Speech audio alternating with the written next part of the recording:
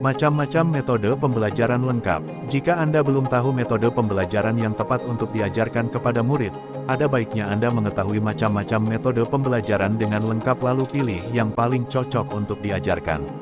Adapun berikut ini merupakan macam-macam metode pembelajaran lengkap, di antaranya yaitu sebagai berikut. 1. Metode konvensional.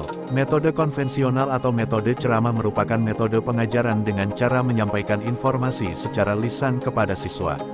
Metode belajar ini dinilai paling praktis serta ekonomis karena tidak membutuhkan banyak alat bantu. 2. Metode diskusi.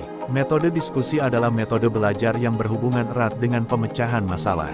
Metode ini dilakukan dengan membuat kelompok pada siswa untuk memberikan pemahaman serta menyelesaikan permasalahan secara bersama.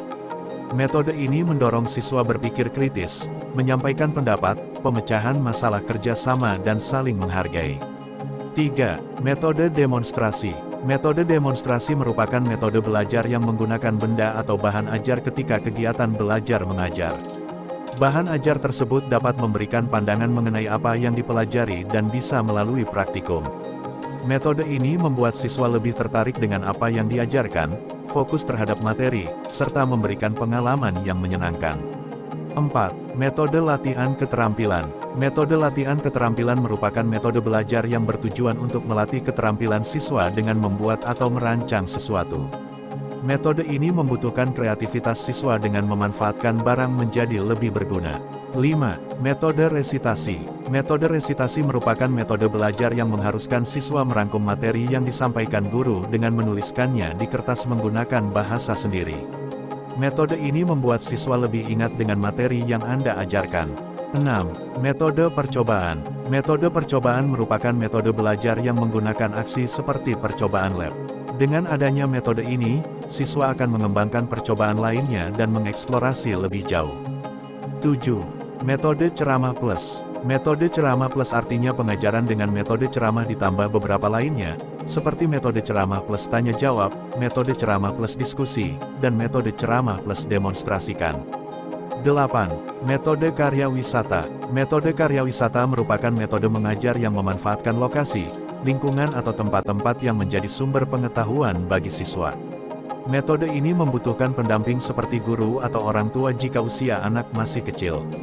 Metode ini dilakukan dengan mengunjungi tempat sejarah, alam terbuka dan lainnya. 9. Metode pemecahan masalah.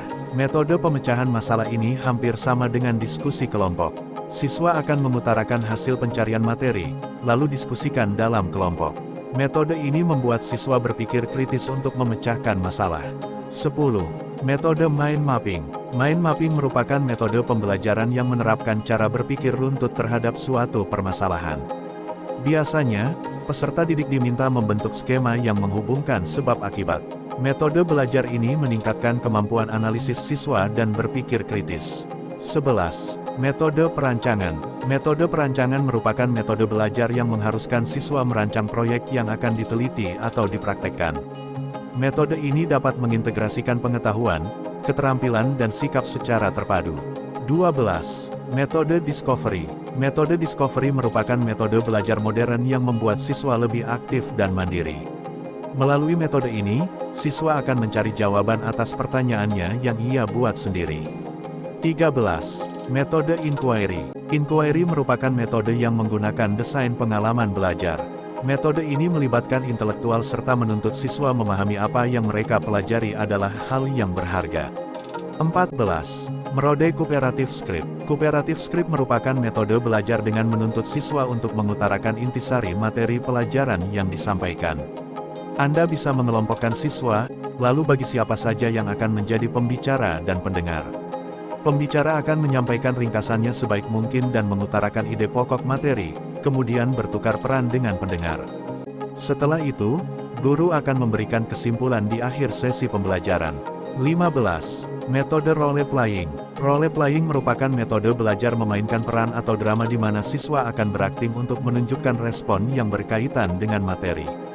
Metode ini melatih interaksi serta mengekspresikan diri secara nyata.